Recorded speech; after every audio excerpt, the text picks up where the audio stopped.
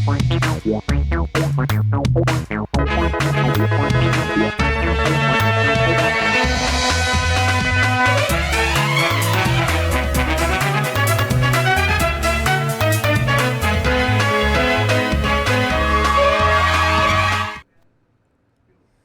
मेरा नाम है जयंती झा और आप देख रहे हैं राष्ट्रीय समाचार और हमारी खास पेशकश अनकट बातें।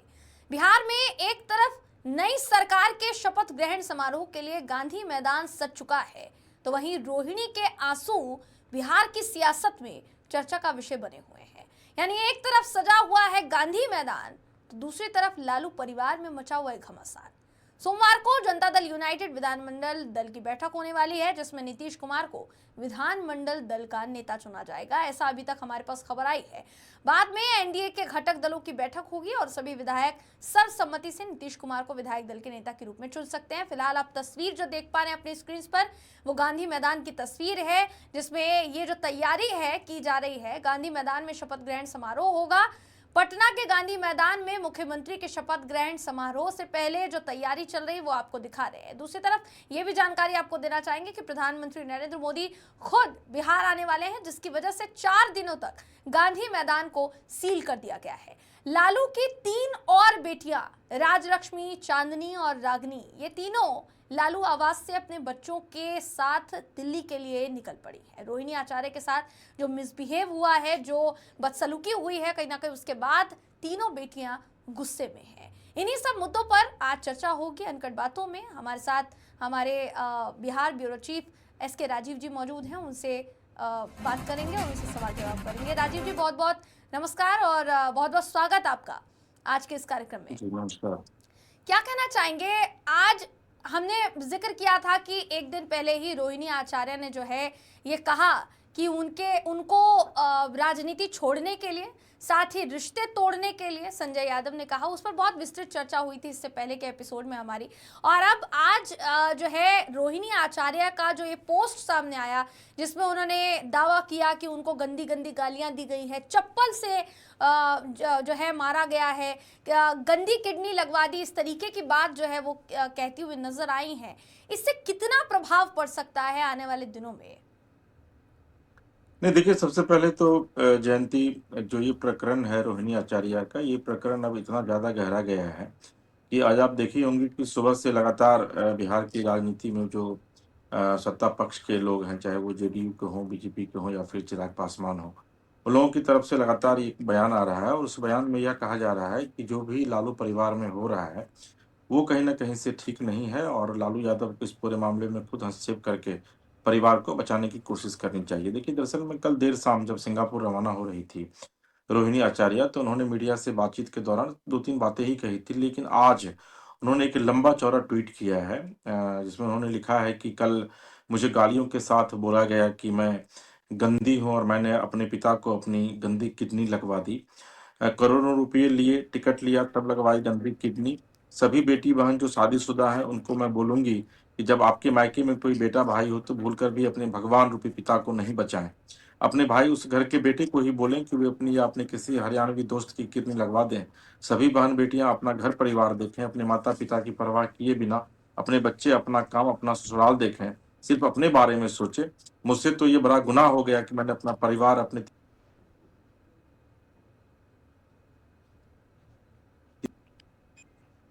तो आप ही होंगी कि किस तरीके से उन्होंने सीधे तौर पर। और एक चीज़ जयंती, आपको भी पता है कि कोई भी व्यक्ति जब बहुत ज़्यादा आहत होता है, उसके बाद ही जाकर के परिवार में अपने पिता, अपने भाई, अपने सगे संबंधियों पर इस तरीके का सवाल जो है वो खड़ा करता है।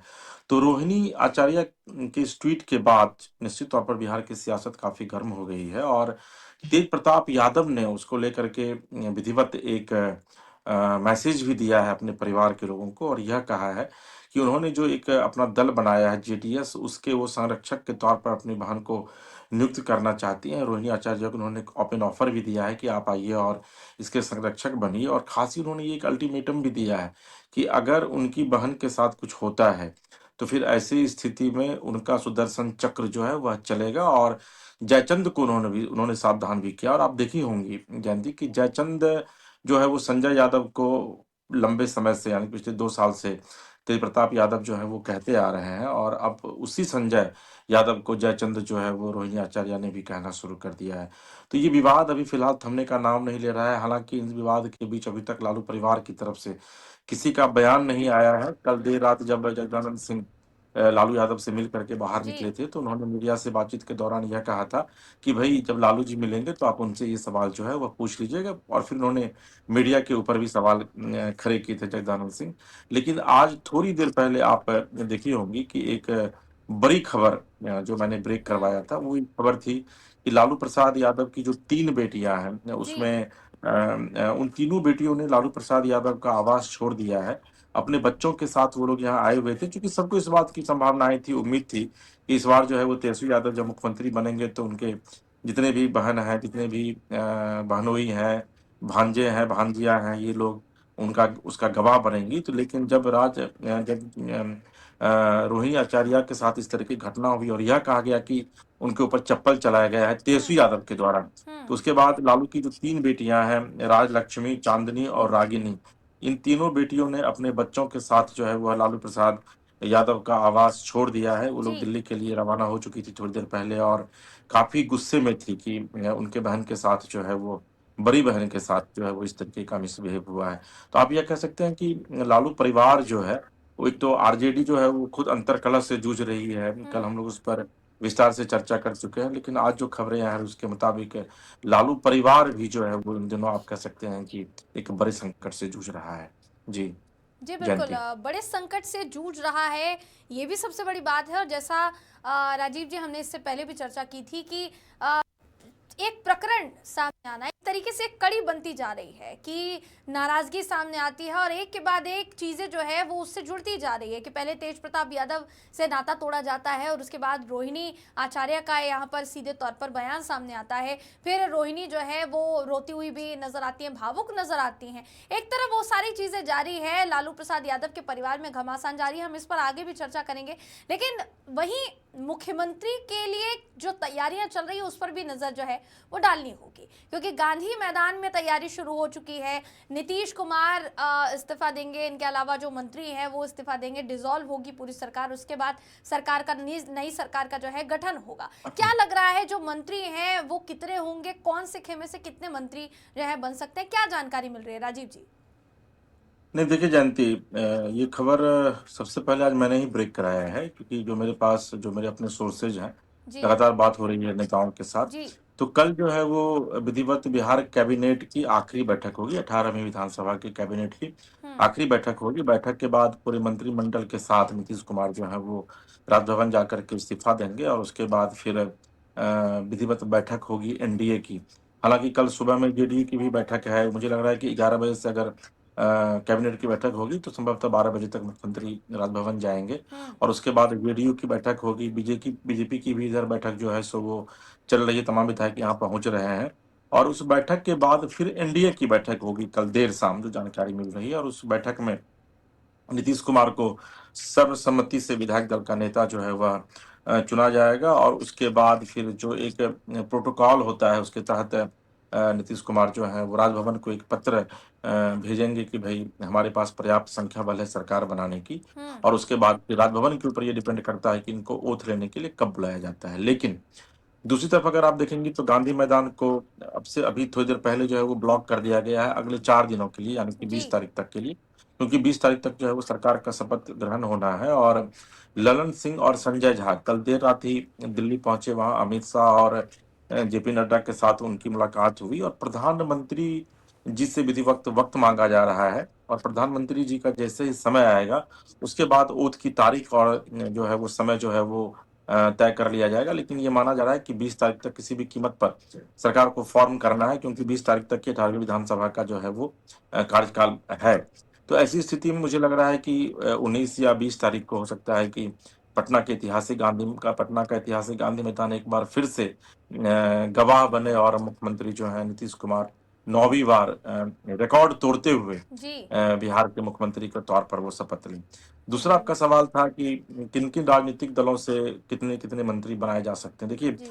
संख्या के आधार पर चूंकि 38 मंत्री जो है वो बिहार में बनेंगे, 243 विधायक का स्ट्रेंथ है विधानसभा का, उसमें 38 मंत्री जो हैं वो शपथ ले सकते हैं। तो उसमें जहां तक मेरी जानकारी है कि 16 मंत्री जो है वह आपको लगभग बीजेपी के कोटे से बन रहे हैं, 14 से 15 मंत्री जेडीयू के कोटे से बन रहे हैं, 3 मंत्री जिसमें कि चिराग पासवान ने एक डिप्टी सीएम की मांग की है, 3 मंत्री चिराग पासवान के कोटे से, 1 मंत्री जीतन राम मांझी के कोटे से, और 1 मंत्री जो है वो हम के कोटे से, सॉरी उपेंद्र कुशवाहा के उपेंद्र कोटे से। कुशवाहा जी। तो आप अगर देखेंगी तो 16 और 15 31, 3 34 और 2 36, फिर भी 2 सीट जो है वो खाली रखा जाएगा। हो सकता है कि बाद में उस पर, चूंकि ये भी आपको पता है जानती कि जो मंत्रिमंडल का जो ओथ होता है, तो एक साथ 38 मंत्री का ओथ नहीं लिया जाता है या किसी भी प्रदेश में। फिर पहले मुख्यमंत्री ओथ लेते हैं, फिर 2 डिप्टी सीएम लेते हैं, और फिर होता है तो 2-3 जो सीनियर बहुत सीनियर विधायक होते हैं उनको मंत्रिमंडल में जगह दी जाती है, और उसके बाद फिर अगली तिथि मुकर्रर की जाती है। लेकिन इस बार मुझे लगता है कि कम से कम 30-35 मंत्री इसलिए ओथ लेंगे क्योंकि प्रधानमंत्री जी पहली बार नरेंद्र मोदी ओथ सेरेमनी में यहाँ शामिल होने के लिए आ रहे हैं। तो ऐसी स्थिति में यह कोशिश निश्चित तौर पर एनडीए करेगी कि तमाम जो मंत्री हैं उन मंत्रियों को प्रधानमंत्री जी के सामने ओथ लेने का अवसर मिले, और प्रधानमंत्री जी का भी वो लोग आशीर्वाद ले लें। तो अभी फिलहाल जो मंत्रिमंडल का जो शेप बन रहा है, जो बनता दिख रहा है, वो यही है। जी जी जयंती। राजीव जी, एक सवाल मेरा और होगा मंत्रिमंडल से ही जुड़ा हुआ कि जेडीयू के जितने भी अभी तक मंत्री रहे हैं पिछली सरकार में या अभी तक सरकार में जो डिसॉल्व होने वाली है सरकार, अगर उनमें मंत्रियों के चेहरों की बात की जाए तो वही मंत्री रहने वाले हैं या फिर कुछ बड़ा बदलाव देखने को मिल सकता है? क्या वही चेहरे फिर से मंत्रियों की दौड़ में रेस में सामने आएंगे या फिर कुछ बड़ा बदलाव जो है वो बिहार की जनता देखेगी मंत्रियों में खासकर? अगर नहीं, मुझे लगता है कि देखिए, अगर बिहार के मंत्रियों की आप बात करेंगी तो सिर्फ एक मंत्री इस चुनाव में हारा है, वो चकाई से सुमित सिंह। आपको याद होगा कि जी 2020 में बतौर इंडिपेंडेंट वो चुनाव जीते थे जी चकाई से। बिहार के बड़े मंत्री, बिहार के कद्दावर नेता थे नरेंद्र सिंह जी, जो अब वो नहीं है इस दुनिया हम्म में, और नीतीश कुमार के मित्र हुआ करते थे, हम्म उन्हीं के बेटे हैं, सबसे छोटे बेटे हैं। 2020 में जब जेडीयू ने इनको टिकट नहीं दिया था तो ये इंडिपेंडेंट चुनाव जीत करके आए थे, और आईटी मिनिस्टर जो है वो बिहार सरकार में बने थे, और जी फिर बाद में जेडीयू ने इस बार उनको टिकट दिया था चकाई से। लेकिन जेडीयू जो है वो चकाई विधानसभा में अंतर कलह से जूझ रहा था। वहां पर संजय सिंह जेडीयू से लास्ट टाइम चुनाव लड़े थे, तो इस बार संजय सिंह बतौर इंडिपेंडेंट वहां से खड़े हो गए, और यही वजह है कि वहां से संजय सिंह भी हारे और जेडीयू से सुमित सिंह। तो हम्म वर्तमान में जो मंत्री हैं उसमें सिर्फ एक ही मंत्री चुनाव हारा है, और वो है सुमित सिंह। बाद बाकी तमाम मंत्री सदन जो है वो वापस लौट करके आए हैं। लेकिन मुझे नहीं लगता है कि इसमें कई चेहरों को इस बार रिपीट किया जाएगा। हालांकि ये बताना यहाँ पब्लिक डोमेन में कहीं से भी सही नहीं है, क्योंकि ये इंटरनल पार्ट होता है किसी भी हम्म राजनीतिक दल का। जी लेकिन जो जानकारी है उसके मुताबिक दो उप मुख्यमंत्री बीजेपी कोटे से बनेंगे। अब वो 2 मुख्यमंत्री कौन होंगे इस बार, ये भी कहना बड़ा मुश्किल है, क्योंकि जानकारी मिल रही है कि विजय सिन्हा जो डिप्टी सीएम है, जी लखीसराय से फिर से वो जी चुनाव जीत करके आए हैं, जी वो उनको विधानसभा अध्यक्ष का पद दिया जा सकता है। क्योंकि पिछली सरकार में इसी 2020 में जब सत्ता आई थी, तो उसमें विजय सिन्हा जो है वो विधानसभा में अध्यक्ष बने थे, विधानसभा अध्यक्ष हम्म बने थे। तो अध्यक्ष की कुर्सी चलाने का उनको पूरा नॉलेज है, तो जिम्मेदारी के साथ उसको वो संभाल सकते हैं। तो मुझे लगता है कि विजय सिन्हा को हो सकता है कि इस बार डिप्टी सीएम ना बनाया जाए, उनको विधानसभा का अध्यक्ष बनाया जाए, और जी उनकी जगह पर मंगल पांडे को हम्म शिफ्ट किया जा सकता है। मंगल पांडे को जो है वो डिप्टी सीएम बनाया जा सकता है, क्योंकि ब्राह्मण के एक बड़े चेहरे हैं, हम्म और सम्राट चौधरी जो है वो एक डिप्टी सीएम बनेंगे, ये कन्फर्म है, क्योंकि बहुत ज्यादा 48-49 हजार वोट से वो चुनाव जीते हैं। तो बिल्कुल सम्राट चौधरी डिप्टी सीएम बन सकते हैं। मंगल पांडे का नाम डिप्टी सीएम में आ रहा है, क्योंकि जातीय समीकरण को भी साधना है बीजेपी जेडीयू सभी को। और आपको ये भी पता है कि इस बार जितने भी विधायक आए हैं जीत करके, उसमें सवर्णों की संख्या बहुत ज्यादा है। खास जी करके अगर आप राजपूत की बात करेंगी तो जी बिल्कुल 38 कैंडिडेट को टिकट दिया गया था, जिसमें कि हम्म 35 राजपूत जो है वो हम्म चुनाव जीत करके आए हैं, ब्राह्मण भी जीत करके आए हैं, भूमिहार जीत करके आए हैं, कायस्थ में भी जीत करके आए हैं। नितिन नवीन तो मंत्री बनेंगे, लेकिन बाद बाकी सवर्णों को किस तरीके से एडजस्ट किया जाएगा, फिर जातीय समीकरण का भी आधार जो है वो रखा जाएगा कि भाई किस तरीके से जो पिछड़ी जातियां हैं, जो ईबीसी हैं उनको, जो शेड्यूल कास्ट है उनको, तो किस तरीके से एडजस्ट किया जाए, तो इसका भी ध्यान रखा जाएगा ताकि आने वाले दिनों में जनता के बीच जाकर के यह सरकार फिर बता सके कि नहीं भाई वाकई में जिस तरीके से आप लोगों ने हमारी भावना का सम्मान किया, उसी तरीके से जनता की भावना का भी जो है वो सरकार सम्मान करती है। इन तमाम चीज़ों पर जो है वो अभी फिलहाल विचार विमर्श चल रहा है और मुझे लग रहा है कि ये सारी चीज़ें दिल्ली में ही तय होंगी। कल हम्म। एनडीए की बैठक होगी और विधायक दल के जब नेता मुख्यमंत्री चुने जाएंगे, तो उसके बाद जो एक प्रोटोकॉल होता है उसके तहत ये लोग दिल्ली जाएंगे और फिर मुझे लगता है कि दिल्ली में जाने के बाद ही आला कमान यानी कि माननीय प्रधानमंत्री नरेंद्र मोदी, अमित शाह जी, जेपी नड्डा, इन लोगों के द्वारा वहां पर जेडीयू के साथ बैठक करके ये तय की जाएगी कि भाई किन किन व्यक्तियों को मंत्री बनाया जाए। जी बिल्कुल। जी राजीव जयंती। जी, यहाँ एनडीए में क्या चल रहा है फिलहाल मुख्यमंत्री को लेकर, या मंत्री कौन बनेगा, इन सब चीज़ों पर हमने विस्तार से चर्चा की। अभी शुरुआत में जो मुद्दा था उस पर फिर से आते हैं, लौटते हैं। ये कहा गया कि रोहिणी आचार्य जो है, जो जिस तरीके से उनके आंसू छलके या वो भावुक हो गई काफ़ी ज़्यादा, जाहिर सी बात है परिवार से मनमुटाव होना, वो भी उस बेटी का जिसने किडनी अपनी पिता को दी है, तो जाहिर है वो भावुक पल है रोहिणी आचार्य के लिए, उसको नकारा नहीं जा सकता। मगर रोहिणी आचार्य के इस पूरे प्रकरण पर, घटनाक्रम पर जिस तरीके की प्रतिक्रियाएं सामने से आई है, यानी एनडीए की तरफ से आई है, किसी भी नेता का बयान आप सुन लीजिए, वो जो संवेदना है वो साफ तौर पर जो है प्रकट की जा रही है। चिराग पासवान के बयान को लेकर काफी तारीफ की जा रही है कि चिराग पासवान ने बड़े ही सधे हुए शब्दों में कहा कि मैं इस पर कोई टीका टिप्पणी नहीं करना चाहूंगा क्योंकि लालू जी के परिवार का जो है मामला है। तो क्या आपको लग रहा है कि एक नई जो मिसाल है वो पेश की जा रही है कि अक्सर होता था कि भाई सामने अगर किसी के घर में इतनी बड़ी फूट पड़ी है तो उस पर चटकारे ले लिए जाते थे, लेकिन एनडीए जो है वो संयम का परिचय कहीं ना कहीं दे रहा है। जयंती की अच्छी पंक्ति है कि जिनके घर खुद शीशे के होते हैं वे दूसरों पर पत्थर नहीं फेंका करते। जी। ये बेसिकली सत्ता पक्ष जो है वो कल तक कहा करता था लालू परिवार के लिए, क्योंकि चुनाव में जीतना था और अब तो एनडीए प्रचंड बहुमत में जीत करके आई है, लेकिन उसके बाद लालू परिवार में जो घटनाएं हो रही हैं, निश्चित तौर पर कोई भी जो एक संवेदनशील व्यक्ति होगा वो इस तरह की घटनाओं पर अपनी टिप्पणी नहीं करेगा। जी।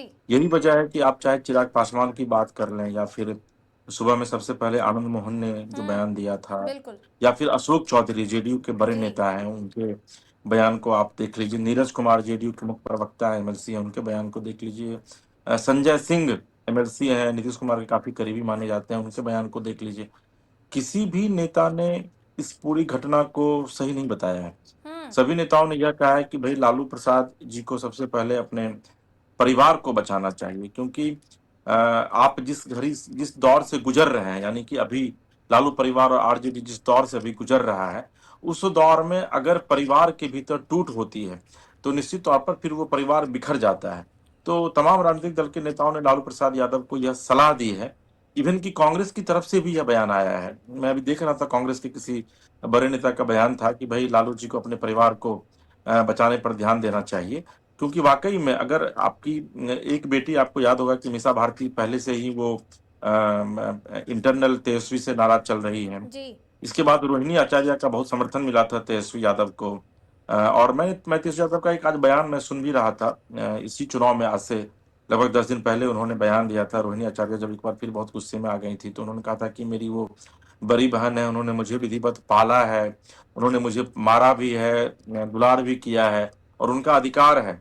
तो अगर मेरी बहन के खिलाफ अन्याय होगा तो फिर मैं उसे बर्दाश्त नहीं कर पाऊंगा। ये तेजस्वी का बयान मैंने आज खुद सुना है, वो आज से 10 दिन पहले उन्होंने बयान दिया था। लेकिन उसी तेजस्वी यादव पर अगर रोहिणी आचार्य ये आरोप लगा रही हैं कि चप्पल से उनको पीटा गया, तो इससे ज्यादा खेदजनक, इससे ज्यादा दुर्भाग्यपूर्ण और कुछ हो नहीं सकता है जयंती, कि जिस छोटे भाई को रोहिणी आचार्य ने प्यार से पाला है, वो छोटा भाई अगर उस छोटे भाई पर अगर एक बड़ी बहन इस तरीके की जो माँ रूपी बड़ी बहन है आरोप लगाए, तो निश्चित तौर पर इससे ज्यादा दुर्भाग्य किसी परिवार के लिए कुछ नहीं हो सकता। और सबसे देखिए आश्चर्य ये है कि इतनी बड़ी घटना हो गई है, उसके बावजूद तेजस्वी यादव का अभी तक ना तो इस पर कोई ट्वीट आया है, ना कोई बयान आया है और ना कोई लालू परिवार के किसी सदस्य का बयान आया है। हाँ, एक बात अलग है कि संजय सिंह थोड़ी देर पहले जो जेडीयू के नेता है उन्होंने यह कहा है कि अगर लालू प्रसाद यादव इस पूरे मामले में इंटरफेयर नहीं करते हैं हम्म। तो उनकी पार्टी तो टूट ही रही है और लगभग समाप्त, जनता ने समाप्त कर दिया है। और अगर इस पूरे मामले पर वो कॉग्निजेंस नहीं लेंगे तो हो सकता है कि उनका परिवार भी टूट जाए, और परिवार जब टूटता है तो कोई भी व्यक्ति चाहे वो कितना भी अच्छा क्यों ना हो, वो अंत इंटरनली जो है वह टूट जाता है। तो लालू प्रसाद यादव चूंकि खुद भी बीमार चल रहे हैं तो उनके पूरे मामलों में इंटरफेयर करके उनको परिवार को बचाने की तरफ एक कोशिश करनी चाहिए, कवायद करनी चाहिए। जी जी। जयंती। राजीव जी, यहाँ आपने जैसा तेजस्वी का जिक्र किया, तेजस्वी को लेकर ये भी कहा जा रहा था कि तेजस्वी और रोहिणी के बीच कुछ कहा सुनी हुई, लड़ाई हुई और वो इतनी ज़्यादा बढ़ गई कि फिर उसके बाद तेजस्वी ने कुछ नहीं सुना और रोहिणी जो है वहाँ से बिना कुछ कहे जो है बाहर निकल गई। क्या ऐसा लग रहा है कि राजनीतिक तौर पर, पारिवारिक तौर पर हर तरफ से तेजस्वी की जो साख है वो अब दांव पर लग गई, राजनीतिक करियर लगभग लगभग खत्म नजर आ रहा है? बिल्कुल। एक आप ये बात कह सकती हैं कि तेजस्वी यादव पूरे तरीके से इस चुनाव में फेल साबित हुए हैं। हालांकि 2020 में जो उनको 74 सीटें मिली थी उस पर हम लोग लगातार चर्चा भी किए थे, चुनाव के बीच में भी चर्चा किए जी। थे कि भाई चिराग पासवान की वजह से तेजस्वी यादव को सीटें मिली थी। क्यों क्यों क्योंकि 42 सीट जो है वो जेडीयू लूज की थी और उस 42 सीट को तेजस्वी यादव ने गेन किया था। और जहां जहां जेडीयू लूज लूज की थी वहीं वहीं आरजेडी चुनाव जीती थी और कुल 74 कैंडिडेट उनके जो है वो विजयी घोषित हुए थे। तो इस बार चूंकि चिराग पासवान खुद आ गए थे तो आप देख लीजिए कि मतलब वाकई में तेजस्वी यादव का जनाधार कितना है बिहार की राजनीति में या बिहार के की जनता के बीच, वो इस चुनाव ने कम से कम प्रूफ कर दिया है। यानी कि तेजस्वी यादव एक आप कह सकते हैं कि जनता के नेता नहीं बन पाए पिछले 10 साल में, जबकि 2 बार वो विधायक रहे हैं, तीसरी बार फिर इस बार राघोपुर से चुनाव जीते हैं। तो ये चीज न सिर्फ तेजस्वी के लिए बल्कि लालू प्रसाद यादव और पूरे आरजेडी कुनबे के लिए एक चिंता की बात है, चिंता का विषय है। क्योंकि लड़ाई तो आपको लड़नी है। अभी तेजस्वी की बहुत ज्यादा उम्र भी नहीं हुई है, 35-36 साल के हुए, 36वां जन्मदिन मनाया था आज से 4 दिन पहले उन्होंने, 12 तारीख को। तो ऐसी स्थिति में अभी तेजस्वी यादव का एक लंबा राजनीतिक भविष्य है। और अगर आप लगातार पिछले 10 साल से फील्ड में रहने के बावजूद, A to Z की पार्टी आरजेडी को बताने के बावजूद भी अगर आप 25 सीट ही मात्र जीत पाते हैं, और कई तो ऐसी सीटें थी, मैं तो आज देख रहा था कि कांग्रेस का एक उम्मीदवार खड़ा हुआ था, उसको नोटा से भी कम सीटें मिली थी जबकि महागठबंधन की तरफ से हुआ था। जी। तो आप अंदाजा लगाइए कि फिर आरजेडी की और तेजस्वी यादव की पॉपुलैरिटी कितनी है कि महागठबंधन से कांग्रेस का एक उम्मीदवार लड़ा और वो नोटा से भी उसको कम वोट मिला है। यानी कहीं ना कहीं से पब्लिक पूरी तरीके से तेजस्वी यादव को या फिर आप कह सकते हैं कि महागठबंधन को नकार दिया है। वहीं दूसरी तरफ मैं थोड़ी सी चर्चा इसलिए आपसे कर रहा हूं क्योंकि वो इसी से जुड़ा हुआ प्रसंग है कि जनसुराज को अगर आप देख लीजिए तो उसकी भी स्थिति, उसके तो मैक्सिमम यानी कि 99% जो कैंडिडेट थे उनकी जमानत जब्त हो गए। हाँ जी। यानी कि जनता ने पूरे तरीके से ऐसे नेताओं को, ऐसे नेताओं की नेतागिरी को नकार दिया है। तो तेजस्वी यादव तो पूरी तरीके से फ्लॉप साबित हुए और यही वजह है कि तेजस्वी यादव पर सवाल उठने खड़े हो गए। और जब सवाल उठने खड़े हुए तो रोहिणी आचार्य ने भी सवाल खड़ा किया कि भाई जिस संजय यादव को लेकर के महेश शाह कुछ दिन पहले उन्होंने विधिवत कुर्ता फाड़ा था, आकर कहा कि भाई 2 करोड़ 2.5 करोड़ रुपए मदन हमसे शाह। मांग रहे हैं वो, जी। मदन शाह। जी। तो मदन शाह ने जब इस तरीके का सवाल खड़ा किया उसके बाद भी संजय यादव पर कोई कार्रवाई नहीं हुई। तेज प्रताप यादव शुरू से वो कहते रहे कि भाई जयचंद है संजय, तो उस पर कार्रवाई नहीं हुई और उल्टे तेज प्रताप यादव को परिवार से बाहर निकाल दिया गया। तो आखिर संजय यादव के आने के बाद जब पार्टी की इतनी दुर्गति हो रही है तो संजय यादव को पार्टी में क्यों रखा जाएगा, उनको राज्यसभा क्यों भेजा गया? यही सवाल रोहिणी जो है वो परसों यानी कि शुक्रवार को जब चुनाव परिणाम सामने आया उसके बाद से लालू परिवार में कलह का दौर शुरू हो गया। और मुझे लग रहा है कि उसके बाद कलह इतनी ज्यादा बढ़ गई कि तेजस्वी यादव संजय यादव के बचाव में अपनी बहन पर, जैसा रोहिणी आचार्य ने विधिवत लिखा है कि उन पर चप्पल उठाया गया और उसके बाद फिर कुछ बचता नहीं है। क्योंकि आप अगर उनके पूरे पत्र को पढ़ेंगी जयंती तो आप भी थोड़ी देर के लिए भावुक हो जाएंगी। एक बेटी का उन्होंने पत्र आज लिखा है, एक बेटी होने के नाते उन्होंने लिखा है कि मैंने किडनी अपने पिता को दिया तो ये कहा जा रहा है कि वो सड़ी हुई किडनी थी, उसके लिए मैंने करोड़ों रुपए लिए। अब इससे ज्यादा दुर्भाग्यपूर्ण कुछ हो नहीं सकता है। आप अंदाजा लगाइए कि कलह की व्यापकता कितनी ज्यादा है कि इस तरीके का पत्र जो है वो लिखना पड़ रहा है। मीडिया से वो जब बात करती हैं तो चंद मिनट की बातें करती हैं, फिर वहां से वो निकल जाती हैं। हम्म। और उनके आक्रोश में लालू यादव की तीन तीन बेटियां अपने बच्चों के साथ जो है वो राबड़ी आवास को छोड़ देती हैं। तो निश्चित तौर पर तेजस्वी यादव का कद न सिर्फ बिहार की जनता में बल्कि परिवार में भी घटा है। और यही वजह है कि आज 6 बहन में से सॉरी 7 बहन में से 4 बहन जो है वो तेजस्वी यादव का साथ छोड़ चुकी हैं। लेकिन क्या ये जयंती। कहा जा सकता है राजीव जी कि यहाँ लालू प्रसाद यादव जो है वो भी काफी ज्यादा कमजोर पड़ गए हैं? क्योंकि अगर देखा जाए तो हो सकता था कि देखिए जितने मजे हुए राजनेता हैं वो जितना अनुभव है उनका, ये तो वो समझ गए होंगे कि जमीनी स्तर पर कहाँ कमजोर पड़ रही है आरजेडी। लेकिन फिर भी जो रणनीतियां हैं क्या उनकी तरफ से बताई गई होंगी, फिर भी तेजस्वी जो है वो उतार नहीं पाए। क्योंकि ये जो कुछ परिवार की जो भी कलह नजर आ रही है, ऐसा दिखाई दे रहा है इसमें कि जैसा उन्होंने बोला भी रोहिणी ने कि मेरे माता पिता सामने रो रहे थे और उनको रोते हुए छोड़कर मुझे वहां से आना पड़ा। तो क्या लालू प्रसाद यादव जो है वो भी नहीं संभाल पा रहे हैं इस कलह को? क्योंकि आगे जाकर अगर इसी तरीके से चलता रहा तो बहुत मुश्किल हो जाएगा परिवार को भी संभालना, और राजनीतिक कड़ी तो छूट ही रही है हाथ से।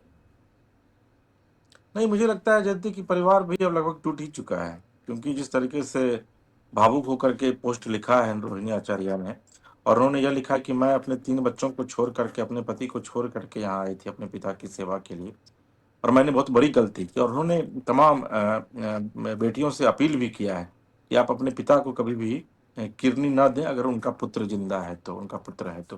तब इसके बाद फिर कुछ बचता नहीं। और मुझे लगता है कि लालू प्रसाद यादव की स्थिति अगर आप देखेंगे तो महाभारत के धृतराष्ट्र की तरह हो गई है, जी। जो सब कुछ जानने के बावजूद अब इस स्थिति में नहीं है कि कोई भी कार्रवाई कर सकते हैं, क्योंकि उनकी उम्र भी 78 साल के करीब हो गई है। अब सहारा लेकर वो चलते हैं। किरनी उनका जो है वो किरनी का आपको पता ही है कि हर एक 3 महीने पर उनको डायलिसिस कराने के लिए जाना पड़ता है दिल्ली। तो किसी तरीके से वो जिंदा है, और उनकी अपनी एक चाहत थी कि कम से कम अपने बेटे को वो मुख्यमंत्री बनना देख लें। जो सपना उनका टूट गया, उसके बाद परिवार में इस तरीके की कलह, कहीं ना कहीं से अपने आप को लालू प्रसाद यादव भी असहाय महसूस कर रहे हैं। यही वजह है कि तेज प्रताप यादव को जब घर से तेजस्वी यादव ने बाहर निकाला, उस समय भी लालू प्रसाद यादव चाह करके भी कुछ नहीं कर पाए। जब चुनाव में प्रचार करने के लिए गए, उसके बाद उनकी मां राबड़ी देवी थोड़ी सी हिम्मत की, उन्होंने कहा कि मेरे दोनों बेटे हैं और मैं तो चाहूंगी कि आरजेडी का कैंडिडेट वहां से हार जाए, लेकिन मेरा बेटा तेज प्रताप वहां से चुनाव जीते। तो आप उस माता और पिता की उस व्यवस्था को समझिए, जिन जो अपनी आयु को अब पूरी कर चुके हैं। उनका सपना पूरी तरीके से जनता ने तोड़ दिया इस बार। और उसके बाद जब इसका ठीकरा जब फूटा, तो निश्चित तौर पर जो लीडरशिप करेगा, जो लीड करेगा, अगर वो जीतता है, आज पूरी जीत का श्रेय जो है वो नरेंद्र मोदी और नीतीश कुमार जी को जा रहा है। जबकि नरेंद्र मोदी और नीतीश कुमार चुनाव नहीं लड़ रहे थे, लेकिन चूंकि वो टीम लीडर है, तो अगर कोई भी टीम फ्लॉप करती है तो वो लीडर फ्लॉप करता है, कोई भी टीम अगर हिट करती है तो वो लीडर हिट करता है। तो लालू प्रसाद इस बात को समझ चुके हैं कि बिहार की राजनीति में उनके राजनीतिक विरासत को तेजस्वी यादव आने वाले दिनों में संभाल नहीं पाएंगे, क्योंकि इतनी जबरदस्त इस बार जो क्रेज था तेजस्वी का, मैं भी फील्ड में था जी।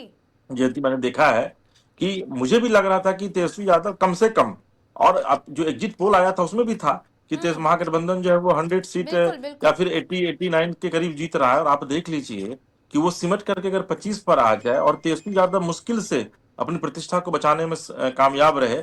28वें 29वें राउंड से जाकर के उन्होंने बढ़त बनाई थी, और बहुत ज्यादा वोट से वो चुनाव नहीं जीते हैं। जी। तो ऐसी मार्जिन स्थिति बहुत में तो कम रहा, लालू उनके प्रसाद यादव मुताबिक के का लिए तो मार्जिन एक वो बड़ा नहीं था। झटका है। जी बिल्कुल बिल्कुल राजीव जी।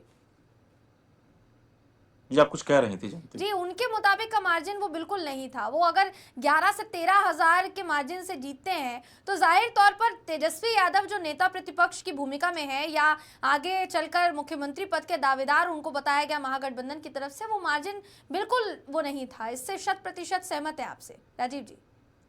जी बिल्कुल जयंती, मैं वही बता रहा था कि एक नेता प्रतिपक्ष और तेजस्वी जैसा नेता, उनकी सभा में इतनी भीड़ उमड़ रही थी कि हम लोग को भी लग रहा था। मैं तो बताया आपको कि जब मैं सहरसा में था तो मुझे लगा कि भाई सहरसा की कोसी की 4 विधानसभा में चारों विधानसभा सीटें आरजेडी जीत जाएंगी। जी। हालांकि 2 सीट वहां पर जीती और 2 सीट एनडीए जीता। पूर्णिया में जब मैं था तो मुझे लग रहा था कि वहां से जितेंद्र यादव जीत जाएंगे, जिस तरीके का क्रेज था। लेकिन इस बार जो वोटिंग हुई है वो साइलेंट वोटिंग हुई है। बिल्कुल और बिल्कुल यही वजह है कि तेजस्वी यादव को तो जो झटका लगा वो उस सदमे से उबर नहीं पा रहे हैं। झटका लालू परिवार को लगा है, लालू प्रसाद यादव को लगा है। और उनको यह अब लग रहा है कि शायद अपने जीते जी वो तेजस्वी यादव को मुख्यमंत्री बनते हुए तो नहीं देख पाएंगे। और 1990 में जिस पार्टी को उन्होंने सींचा था अपने खून से, वो पार्टी 15 साल तक तो राज की बिहार की सत्ता पर, लेकिन जब फिर से एक बार उस पार्टी को सत्ता में लौटने का मौका मिला तो तेजस्वी यादव ने उस पार्टी को डुबा दिया। यानी कि एक बड़ी अच्छी पंक्ति आप कह सकती हैं जयंती, क्योंकि मुझे लग रहा है कि शो का अब समय भी हो जी रहा है बिल्कुल कि जिंदगी जिंदगी तूने कब्र से भी कम दी है जमी, पैर फैलाऊं तो दीवार से सर लगता है। जी जी। तो जयंती बहुत बहुत शुक्रिया आज के इस कार्यक्रम में हमारे साथ जुड़ने के लिए और तमाम सवालों का बखूबी से जवाब देने के लिए बहुत बहुत शुक्रिया राजीव जी। तो जी धन्यवाद जयंती। एनडीए की सरकार जो है वो बहुमत के साथ अब स्थापित होने जा रही है बिहार में। साथ ही अगर कहा जाए तो तैयारियां जो है वो शुरू हो चुकी है। एक तरफ जश्न है तो दूसरी तरफ गमगीन माहौल है। लालू परिवार में फिलहाल न सिर्फ राजनीतिक तौर पर घमासान मचा हुआ है बल्कि पारिवारिक तौर पर कलह जो है, जो टूट है, वो सामने आ रही है। दूसरी तरफ एनडीए की जो तैयारी है वो पूरी तरीके से जो है जारी है कि कैसे मुख्यमंत्री बनाया जाए और कब शपथ ग्रहण समारोह हो, उसकी क्या क्या तैयारी हो, सब कुछ ठीक से हो जाए, इसको सुनिश्चित जो है किया जा रहा है। तो दोनों तरफ अलग अलग माहौल है जो आज के इस कार्यक्रम में हमने कवर करने की कोशिश की है। उन तमाम चीज़ों पर बात करने की कोशिश की है, जिक्र करने की कोशिश की है जिन मुद्दों से शायद आप अनभिज्ञ हो। तो आज के इस कार्यक्रम में बस इतना ही। अगले कार्यक्रम में किसी ऐसे ही विषय के साथ आपसे फिर मुलाकात होगी। तब तक के लिए नमस्कार।